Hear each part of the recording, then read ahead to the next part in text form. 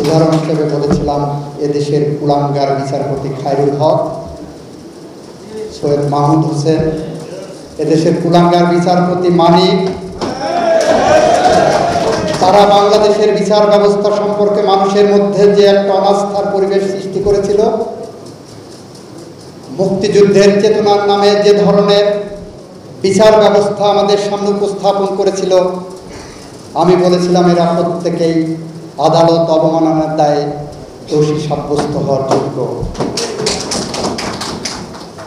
সেই কারণে আমি আশ্বস্ত করতে চাই, আমরা যারা দায়িত্ব পালন করছি, বাংলাদেশ বার কাউন্সিলের আমাদের যে টিম, আমার অ্যাটর্নি জেনারেল অফিসের যে টিম, আমরা প্রতিনিয়ত আপনাদের অধিকার আদায়ের জন্য দুর্নীতির বিরুদ্ধে থেকে অতন্ত্র প্রহরীর মতো কাজ করবে, এটা আমাদের প্রত্যয়।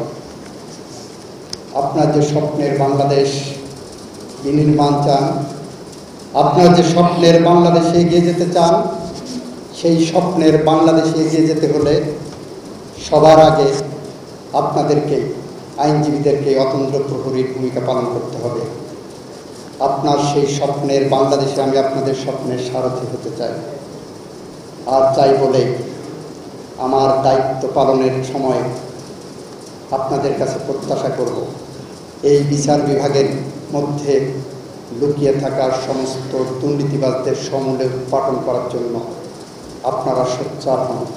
সেটা জজ হোক, আপনার কলিগ হোক, পিপি হোক, জিপি হোক, যেই দুর্নীতি করবে, যেখানেই দুর্নীতি করবে তার বিরুদ্ধে সেখানেই প্রতিরোধ করে তুলবে। আমরা দায়িত্ব নেওয়ার পরে আমরা বলেছি, যাদের রক্তের বিনিময়ে বাংলাদেশ পেয়েছি তাদের রক্তের সাথে শপথ নিয়ে বলেছি,